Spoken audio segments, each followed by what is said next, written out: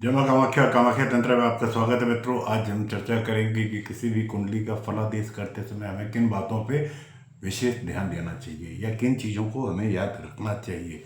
तो मित्रों, पहली चीज़ कि जो ग्रह अपनी उच्च या अपने मित्र ग्रह की राशि में हो, जो ग्रह अपने उच्च राशि में हो या अपने मित्र की राशि में हो, वह ग्रह सदैव शुभ फल देता है। ध्यान रखिएगा। इसके विपरीत नीच राशि में हो या अपने शत्रु की राशि में बैठा हुआ ग्रह हो तो वह हमेशा अशुभ फलों को देता है। ये पहला सिद्धांत ध्यान रहे। जो लोग नए ज्योतिष के बारे में अभी अध्ययन कर रहे या कुंडलियों का अध्ययन करना सीख रहे हैं, उनके लिए ये वीडियो बहुत लाभदायक है। जो ग्रह अपनी राशि पर दृष्टि डालता है कहीं बैठ के,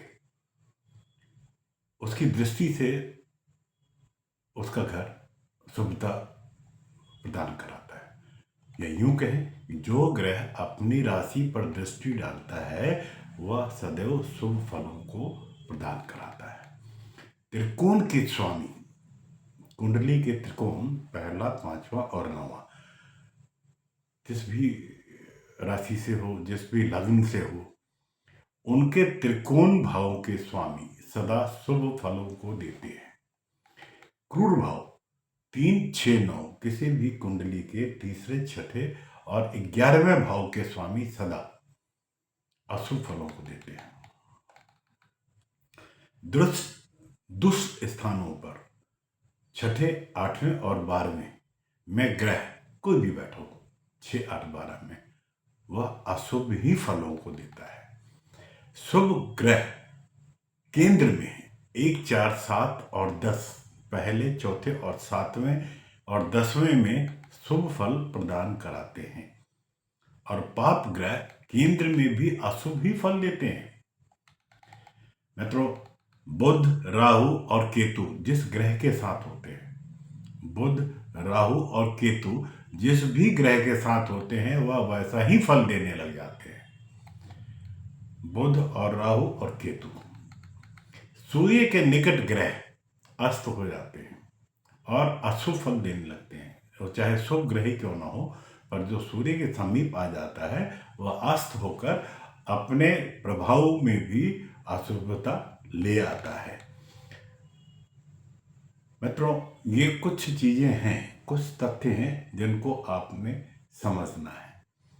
अब किसी भी जातक को नौकरी में समस्या आती है, नौकरी नहीं मिल पाती है, नौकरी में बाधा आती है, उसके कारण क्या है?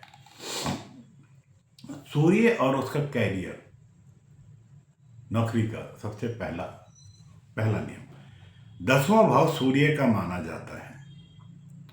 10वां भाव कुंडली का सूर्य का माना जाता है। और 10वें घर में व्यक्ति प्रोफेशनल कैरियर, कार्यस्थल या कार्य में सफलता और प्रगति कितना प्राप्त करेगा वो 10वें घर से देखा जाता है। 10वें घर में या 10वें भाव में कोई अनिष्टकारी घर बैठा हो, सूर्य नीच और किसी ग्रह से पीड़ित हो, सूर्य को ग्रहण लगा हो, तो कैरियर में समस्याएं आती ही है। जैसे कन्या लग्न में शनि 5वें में और छठे भाव के स्वामी होता है। कन्या लग्न के अंदर शनि 5वें और छठे भाव का स्वामी होता है।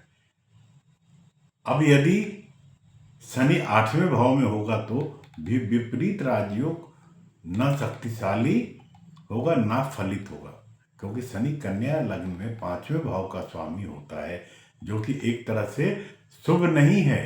इसी तरह मेष लग्न में बुध 3 और 6 दो अशुभ भाव का स्वामी होकर तीसरे और छठे भाव, अगर वो 8वें और 12वें भाव में होगा तो निश्चित रूप से विपरीत राजयोग का फल देगा, क्योंकि बुध यहाँ दो अशुभ भाव का स्वामी होकर अशुभ भाव में है। मेष लग्न में 12वें भाव में बुध नीच का होने से कमजोर होता है, इस कारण इसके फल मध्यम होंगे।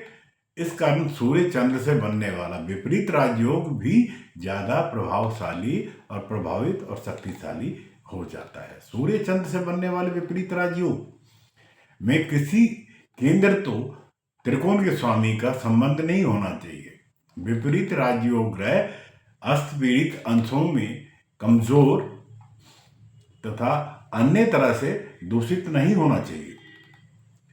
सूर्य से बनने वाला विपरीत राजयोग मीन मकर कन्या लग्न में और चंद्र से कुंभ धनु और सिंह लग्न में फलित होता है। विपरीत राजयोग में एक और खास बात होती है कि विपरीत राजयोग का फल राजयोग से कई गुना ज्यादा मिलता है।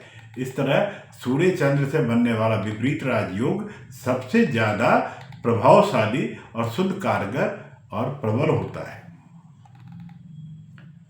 मित्रों, ये एक छोटी सी जानकारी थी।